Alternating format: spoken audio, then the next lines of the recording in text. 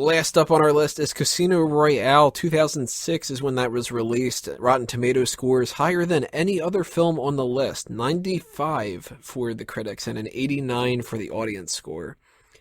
And I can't really disagree in certain extents because I think that this is one of the most serious, better, structured Bond films in a lot of ways. And it's something that if this film would have been bad, I don't know if we would have seen Daniel Craig back again. I think that they would have rebooted it again. And it's something that's kind of odd and kind of necessary. We had reached a point where Die Another Day is a terrible Bond film. It's got a couple good parts about it, but not much. And the franchise really needed a reboot, and now by 2006, the audiences had kind of gotten used to the idea of what reboots meant.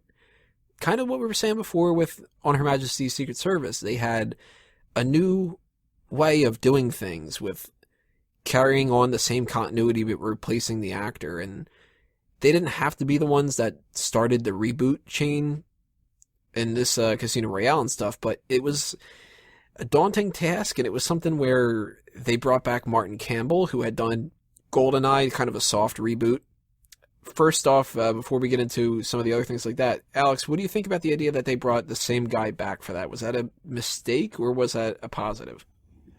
I think it was a positive. It could only work in the favor. I mean, Martin Campbell had directed one of the best Bond films in recent memory. It was the perfect choice to direct Casino Royale. Get them back on track and stop doing the same shit that they were doing with, The World's Not Enough and all that, right? Right, invisible cars and people with diamonds in their faces.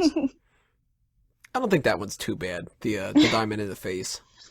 I'll argue against the haters for that a little bit, at least. Invisible car, I can't. That's just stupid. Seeing a movie like this, Caroline, do you see any kind of parallels between GoldenEye and Casino Royale? I would say the pacing was somewhat similar. I mean, compared to the previous ones that we talked. Here, let's see. I would say some of the action, but of course this one I feel like it was way more charged action-wise. Am I missing something? I think those two are the biggest things for me. My original take on this, I was really worried that Daniel Craig was going to be a terrible Bond, and when I heard that they were rebooting it, I'm like, oh man, worried as all hell. And opening shot of the movie immediately pissed me off. No gun barrel. And they kept that going up until Spectre. And if you want to hear my reaction to the Spectre thing, go listen to the Spectre review point, because that was awesome. But did you hate that as much as I did, Alex? It definitely threw me for a loop. It upset my expectations. But it turned out to be a sort of minor issue in the film, What do you think that they, we're talking about Casino Royale, but the fact that they continued not doing that in Quantum of Solace and Skyfall? I mean, it's strange. There's ways that, they could break with the continuity, the sort of stylistic continuity of the Bond films, but that seems like a sort of hallmark of, 16, 17 films feature it. So it was a little strange. I thought that it was weird that, something so iconic. Yeah, they take an iconic kind of thing like that, and they put a little bit of a twist on it by having it in transition into the opening credits and stuff. And I thought that Quantum of Solace was going to start off with it immediately. Quantum of Solace is a train wreck in a lot of different ways and stuff, but rewatching this again, I rewatched it today, and I've seen Casino Royale a couple times. It's actually probably one of my favorite Bond films. Maybe number 3, actually. I like it quite a bit. But Quantum of Solace is one of my least favorite. And rewatching it today, I just realized, having seen Spectre and how they really tied in the movies now, it used to be just a loose continuity, some references here and there kind of thing. In On Her Majesty's Secret Service, he's looking at the different stuff from over the years and that kind of stuff and whatever. And Bond in Die Another Day, I can't remember for sure if it's 100% accurate, if this is just me filling in the information. I think that his office has a lot of the same stuff as it did before. There might even be the little the Golden Gun or not the Golden Gun, the Golden Bullet or something like that. Like, you know, but Quantum of Solace to me strikes me as a movie that if that was just an extra hour and a half of Casino Royale, it would be great. Because it's really just a continuation of it. It's not a separate film. I know that like we're not talking Quantum of Solace, so I don't want to get too far into that or whatever, but one of the things I want to kind of bring up when it comes to that is I didn't notice it until this time I was watching it, and the note that I wrote down was the first hour is easy to digest and the second hour is meatier, but it's a little bit harder. Like Vesper doesn't come in until about an hour something into it. And it kind of makes me think that like, you know how they do like the Harry Potter films go, there were 7 books, I think, and they made 8 movies because they split the other one. And now we've got the Hunger Games just came out, and they split the 3rd book into 2 movies, and they did that with the Divergent things and stuff. What do you guys think of the idea that maybe we could have gotten like Casino Royale Part 1 and Casino Royale Part 2, where maybe it ends, the first movie ends around like, maybe like the little bit after the torture scene, and then the other one gets picked up after that. Well, I haven't seen Quantum of Solace, so I'm not, 100% sure what I'm going to say next, but I feel like it would make sense. I feel like they could definitely find content to fill 2 movies and just have part 1 and part 2. If Quantum of Solace is that bad, like, it would only make sense for them to do something like that. Yeah, I agree. One of the biggest criticisms I have of Daniel Craig's Bond films is that 3 of the 4 of them seem to just go on way too long. Now, do you think that's kind of a byproduct of like the scenes that are doing all the poker stuff? Like maybe they should have trimmed them? Yes. For me, it's the 3rd film that slows it down. It's the what? The 3rd act. Mm-hmm. Like post the torture scene? Yeah, exactly. The poker stuff I find really interesting, and it's kind of baffling that it took them this long to finally play a game, Texas Hold'em, that's comprehensible to most of the audience. I mean, all those years of Baccarat. And whatever that game was in The Man with the Golden Gun. Yeah, totally. So, obviously, Casino Royale, it's based off of the very first Bond novel, and that was one of the reasons why they did that for the reboot and stuff. But one of the things that they didn't reboot was they didn't recast M. Judi Dench plays a harsher character, I think, than she did with the other ones. We talked about her in GoldenEye. She gets toned down in Tomorrow Never Dies, and she gets toned down again in The World's Not Enough, and then even more in Die Another Day. By the time this comes around, our introduction to her is she's going, Christ, I missed the Cold War, and Bond's a fucking blunt instrument and all this. But they develop this really strong bond between the two of them, no pun intended, that I hated in Quantum of Solace how they only referred to her as Mom. But when I watched Casino Royale and he calls her Mom, it was like, what? Huh? He called her Mom. Why did he call her Mom? And then when Skyfall happens, fucking awesome. I love that relationship. And that's actually one of my favorite things about the Craig thing. I loved how they changed M up. What do you think about that, Alex? Is it good that they went for like the motherly thing instead of just the boss? Definitely. I mean, Judi Dench, like we said just a minute ago, is probably one of the best M's. And when they gave her more time, added more depth to her, she played a great counterbalance to Daniel Craig in terms of the coldness, her aggression. They gave her a lot more to do, and I think it really paid off. What do you think, Caroline? Do you like Absolutely. Which version of M do you like better out of her stuff? I like the tougher M, but she's tough in a way that a mom will be tough on an unruly boy. And I feel like that relationship they have is just so powerful because, I mean, just look at James Bond. He's a womanizer. She definitely has mommy issues. So, like, to have her, like, this powerful female that not only is his boss, but they have, like, some sort of emotional connection, that it's not openly talked about, but everybody knows.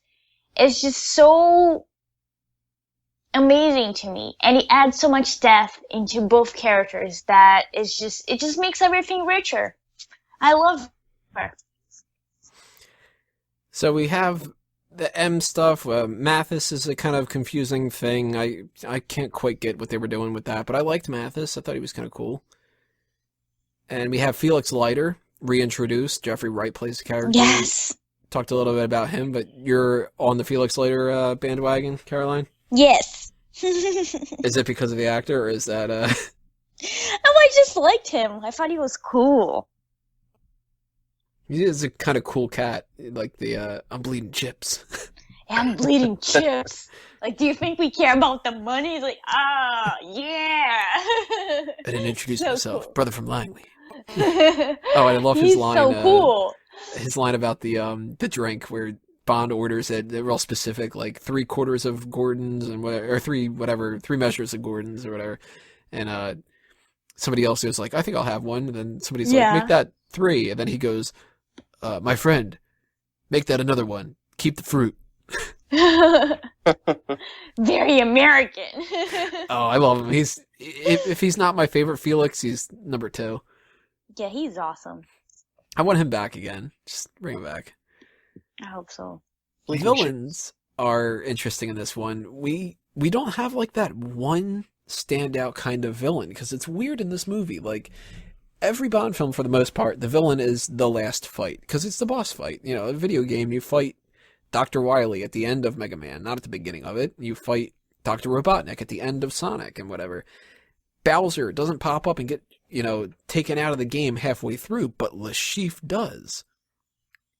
And the main villain of this almost is Mr. White, who he continues on. I mean, he's in Quantum of Solace, he's referenced in Skyfall, and then big character change when it comes to Spectre.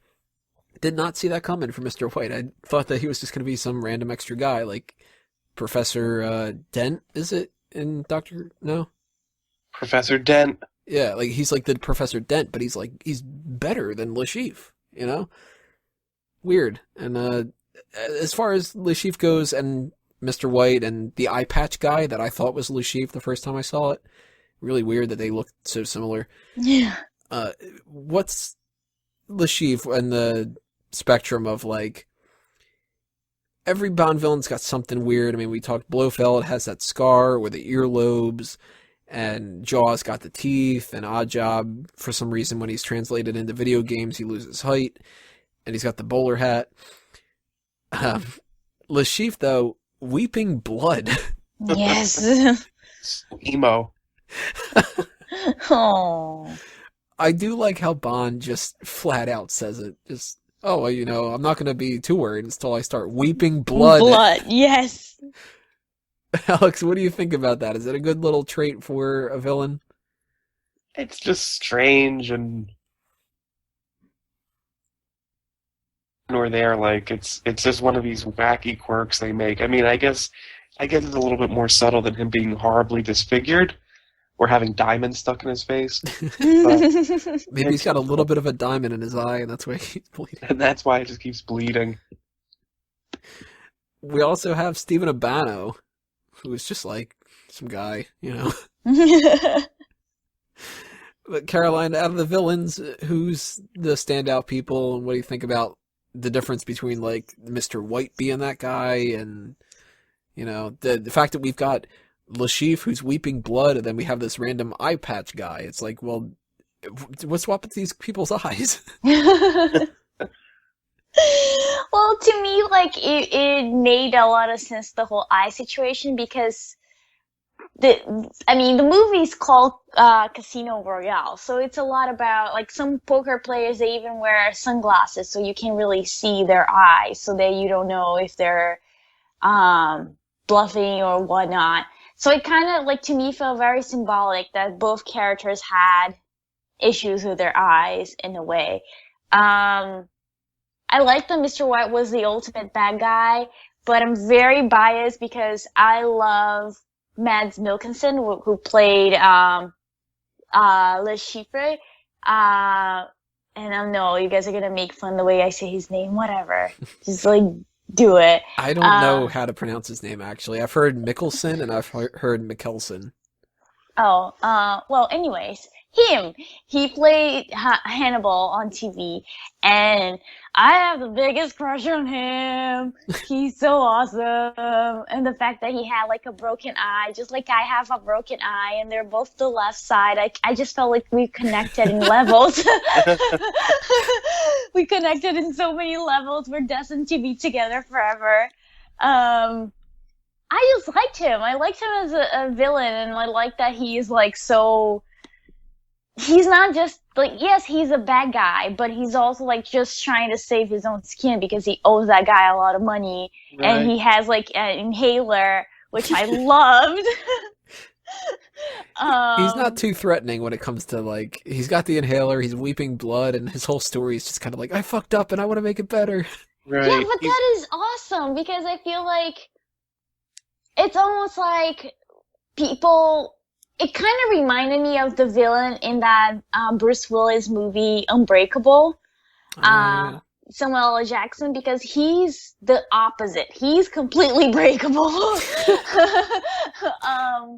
And even though he's in a wheelchair and he can't do a lot of things because his bones just break, he has that whole mental thing that is just so frightening. And I feel like whenever you put somebody in a corner where they have to save their own skin, and if they already have some sort of psychopathy or whatever inside of them, they're gonna be insane. Like, they're not gonna care. He clearly doesn't care. When that guy threatens to chop his girlfriend's arm off, he doesn't say anything, and the guy even says, like, oh, you need a new boyfriend. Yeah, not a word of protest. You need a new boyfriend. Yeah, you need a new boyfriend. And it's like, yes, because he clearly just cares about himself, and he just wants to pay this guy off, make him go away, and continue to weep blood. Which I think it's just... Okay, I'm just gonna start, like, fangirling all over him. But he's just so awesome. I like him a lot. Okay, I'm done. His master plan's like that South Park thing where it's collect underpants, step 2, blank, and then step 3 is profit. His is like, get the money back for Casino Royale. Step 2, pay back Urbano. Step 3, continue weeping blood. Right. Well, I mean, I appreciated how sort of realistic his motivations were, in as much as I think they talked about the reason why he needed this money was to go see an ears, nose, and throat doctor. Take care of the inhaler, the blood. He should probably go to the ear doctor that Blofeld saw. Right. And maybe the nose one that Kissy did, because she looks like a pig, right? Oh my god. There's no throat jokes. I can't think of any.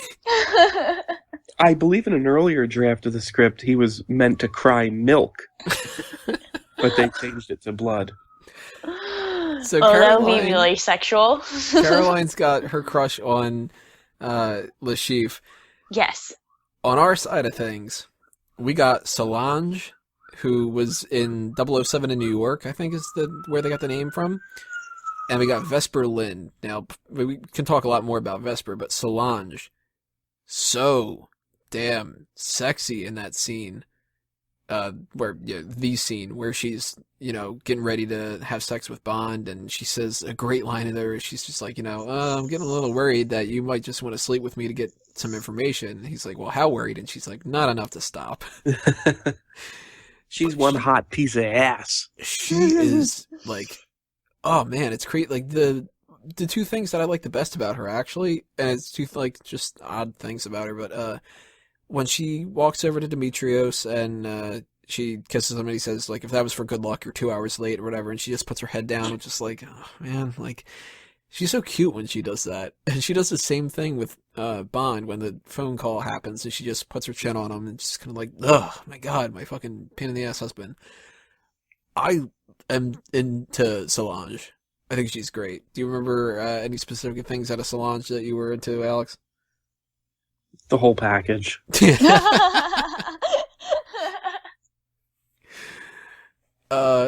I think that we can kind of move on unless there's anything that stands out for you, Caroline or Solange. No, I liked her. I liked that she was cheating on her crappy husband. I feel like there was really the chemistry was really hot. So she was really hot. I love it. And she gets killed. There's the girlfriend death thing I'm talking about. Right, yeah. Now, Vesper. I buy their relationship more than I buy Bond and Tracy. Yeah.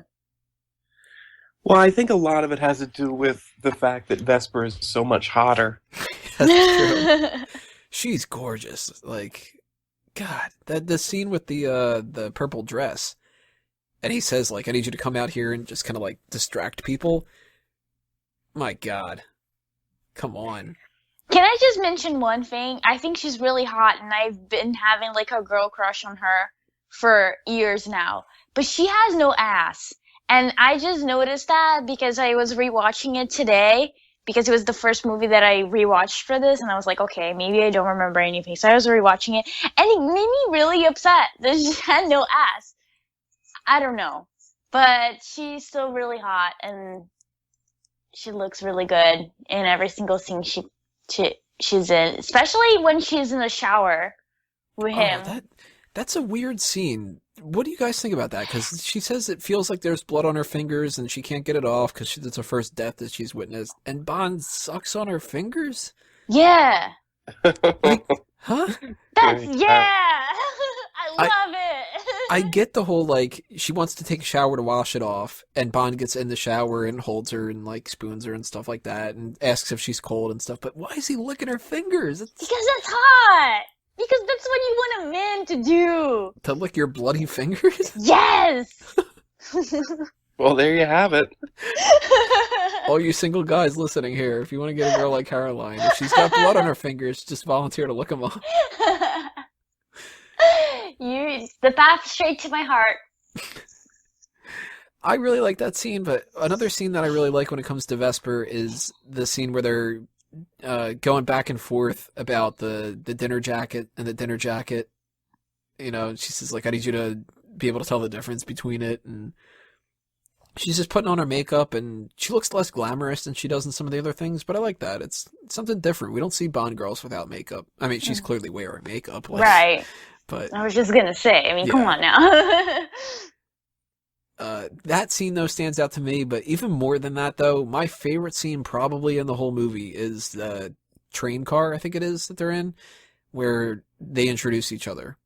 And they're going back and forth about the idea that, like, Vesper says, you know what, like, you must be an orphan, and Bond says the same thing about her, and she points out, like, well, you've probably got a Rolex, and he's like, oh, it's an Omega, you know? Like, and I love the line, too. She's just, like, after they go back and forth about that stuff, and she goes, how was your lamb? And he goes, skewered. One sympathizes. It's one of the few times you see him actually joke around, and he laughs, and I love that scene. It's a good introduction to those characters, I think. One of the few times that Bond is Bond, you know? Trying to think of what that other scene was. There's another one that stands out for me with Vesper. Oh, it's when they're goofing around in the car a little bit, and Bond says, my name's Arlington Beach, and you're Stephanie Broadchester. And she's just like, what? And he's like, no, you gotta trust me on this. Alex, what do you think about Vesper? Is she the character that really, like, that hits home more than Tracy, and she's worth 4 movies being talked about? I don't know. I mean, you know I'm partial to Honor Majesty's Secret Service. Vesper's definitely, like, near the top of my list of Bond girls, though. But I'm not sure that I was entirely sold on their relationship. Any particular reason why? I don't know. I mean, like, you tell me. Did you feel like there was a lot of chemistry between the two between Daniel Craig and Eva Green? Not as much as I think some of the other Bonds might have had. I think Brosnan and her would have gotten along really well. I mean, yeah, and that it sort of distanced. I mean, not distanced me, but like it was kind of tough at some point to buy their relationship. They didn't seem to sort of have the chemistry on screen that would make it seem realistic. Then again, maybe that plays into the fact that the last thing we hear him talk about when it comes to Vesper, at least in this movie, he says the bitch is dead. Oof. That's biting. Ow. You need any time to move on? Why would I need to move on? The bitch is dead. But then he clearly, he keeps that torch for her. What do you think about that, Caroline? Is that, too mean? I mean, what I got from it was that he was just, he, as being a secret agent and being an assassin, he needs to build up this wall, and he can't really let his guard down, because if he does, he's gonna get hurt or killed even. So I feel like he kind of just, based on his training almost, he has to do what he can do and say aloud something that to convince himself that he's stronger than whatever he's feeling, and then he can just move on. I didn't get he was just being mean. It was just more, I made me feel sorry for him, because I just felt that he was just trying to convince himself that he was just fine. Whatever. Gadgets in action. There's the airport scene, the nice little thing where he clips the bomb to the guy and smiles when he blows up. We got what I think is one of the coolest part, that knife scene. It's just very simple, back and forth, and just who's going to stab each other. Parkour scene at the beginning of it. I don't know about that. Yeah. I do kind of like how, though, he's just, he catches the gun and chucks it at the other guy. Smacks him in the head. My favorite action scene probably would have to be the stairwell fight. And I like how calm it is afterward. He just killed somebody. And there's no music that really pinpoints it or whatever, but he just tells her, go tell Mathis I'm hiding the bodies here. And then he just drinks to get that out of his mind, kind of. Really dark. Yeah, I love it. Any thoughts on the action, Alex? Like you said, that dark character, Daniel Craig comes out swinging as Bond, and the action sequences set the tone we're going to see for the rest of his films. Unapologetic about using violence.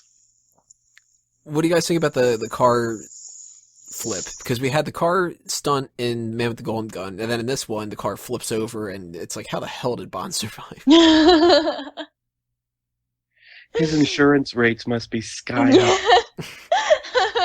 Well, he should have been wearing that brace for the insurance people. Exactly. No fraud here. One of our only gadgets in this whole movie is that med kit in the car, and that's my real downside of this film. There's no gadgets. That is true. He's getting by on his wits. Yeah, but he should have had something, just a watch, maybe. Some Dentine toothpaste. Some Crest. Milton Crest toothpaste. Right. Evidently, that's where that name came from. Crest toothpaste. The last thing I want to bring up here is the theme music and the score and stuff like that.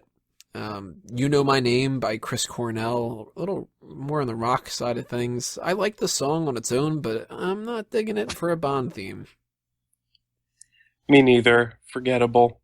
I liked it. I felt like he complemented that sequence really well. I really liked it.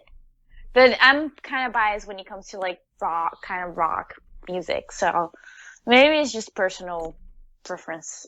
See, I like it in the score more than I do as the theme.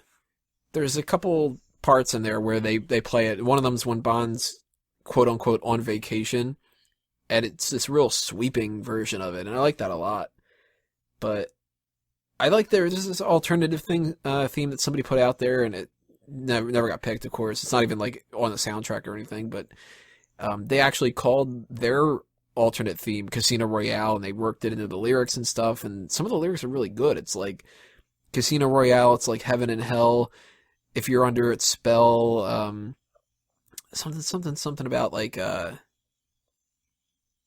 basically, the theme that they wrote was about it's one of the lyrics is because the cards will choose who lives and who dies. And it's the whole idea of like you can gamble on your life and you never know what's going to happen because the dealer's in charge, kind of a thing. And I was like, damn it, that should be the theme. Yeah, that is really good. Not Chris Cornell being like, you all know James Bond, like, you know. I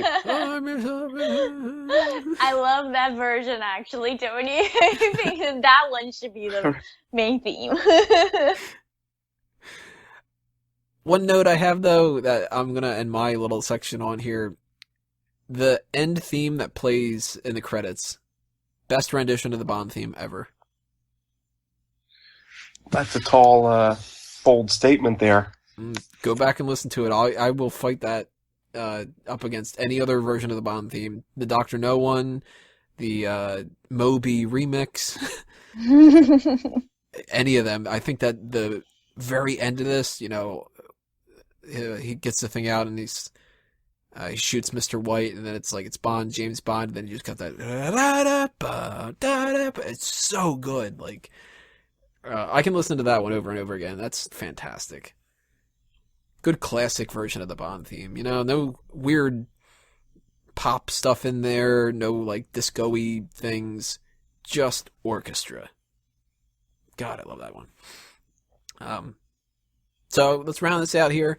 Casino Royale, your final thoughts, your 0 to 10 ranking, and anything else you guys want to put out there. Caroline? Loved it. I love Daniel Craig. Haha. Mads Mikkelsen, or however you say his name, I love him too.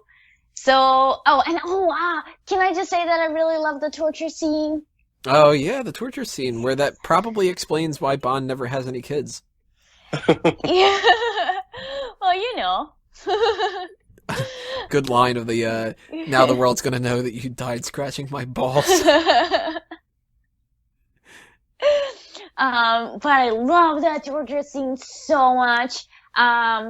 Also loved when Bond has to clean himself off, when he's, in between games and he's all bloody because he just fought those guys, and that was really hot too. You also probably like the Dr. No coming out of the water scene, right? And the scene where he busts through a wall. I love that one too. I love whenever he breaks things. I have issues. Yeah, I really like this movie. So what would you give it out of 10? Oh, 9.5. Alex, what do you think? I'd give it a 7 out of 10. I think overall it's a good film. I have a couple small criticisms. Like I said, the length. It's not so long that it would make me cry blood, but I think at the end. Would you cry milk over it? I might shed a few milky tears. A little low-fat milk? We're going to tie back in. 2%. I'm giving it an 8 out of 10 on par with License to Kill. I think that the negatives of License to Kill are brought into positives here, and kind of the opposite for the two of those kind of things. So really those two, I mean, I will recommend to anybody if they say they want to get into the Bond series, I tell them watch GoldenEye, and then watch Casino Royale, and then watch License to Kill, and those are the three movies that I kind of go to. And then I kind of go back to From Russia with Love as one of my go-to ones. I think that's a good era for that, the Sean Connery stuff. But I love the movie. I think it's one of the best Bond films out there. One of the most easily accessible ones, too, and unfortunately it got followed up by a piece of crap, but we talked about some of the other crappier ones here, too. So lots of stuff that we talked about here for the James Bond film franchise. Obviously, we didn't even scratch the surface when it came to the Bond films. Normally, on the Movie Club, we knock out every movie out of a list. Couldn't do that for this one. We're not doing 20-something movies. But if you really enjoyed this and you want to hear more of our opinions about James Bond stuff in the future, make sure you leave your comments below and tell us that you want to hear some different stuff. Maybe we'll do some more commentaries. Maybe we'll do a couple more movie review points and stuff like that. Some lists about like our favorite gadgets or our favorite Bond girls or whatever the case may be. Anything you want to do with that, hit us up and tell us what you think about all these different movies too. Make sure you hit that subscribe button. You give us a like, a follow, a favorite, whatever it is on all these different social media platforms and stuff. That's going to do us in for the movie club stuff, but we do have one thing left to take care of, and those are the plugs. Caroline, throw some promotional stuff out there. Sure. Everybody, make sure you always check Fanboys Anonymous, obviously, and also check out my website, creepycaroline.bigcartel.com. Alex, anything you want to promote? I've got to create some stuff to promote down here. I got nothing. You want to take some of them off my list of shit to do? Always check out Fanboys Anonymous. Check out our GoldenEye, what we were talking about here. And hopefully we do another one soon. All right, guys. All my plugs are pretty self-explanatory. Go to Fanboys. There you go. Next month, we are going to be talking about the Star Wars films, so another 6-movie edition of the Movie Club, because that's going to be before Episode 7 comes out. So if you're interested in the Star Wars stuff, you got to start bookmarking this, because that's going to be coming up over the next couple of weeks. There's not too much time left before that movie comes out, so I'm excited as fuck about that. That'll do us in for episode 20. Thank you all for listening. On behalf of Alex Grimley and Caroline Oliveira, I am Tony Mango, and I'm a fanboy. See you next time, everybody. Keep on watching movies. At no point in your rambling, incoherent response were you even close to anything that could be considered a rational thought. I'm too old for this. Good day, sir! You stay classy, San Diego. Roads? Where we're going, we don't need roads. Frankly, my dear, I don't give a damn. I'm finished. That'll do, Pete. That'll do. Hasta la vista, baby. Hey, everybody! We're all gonna get late!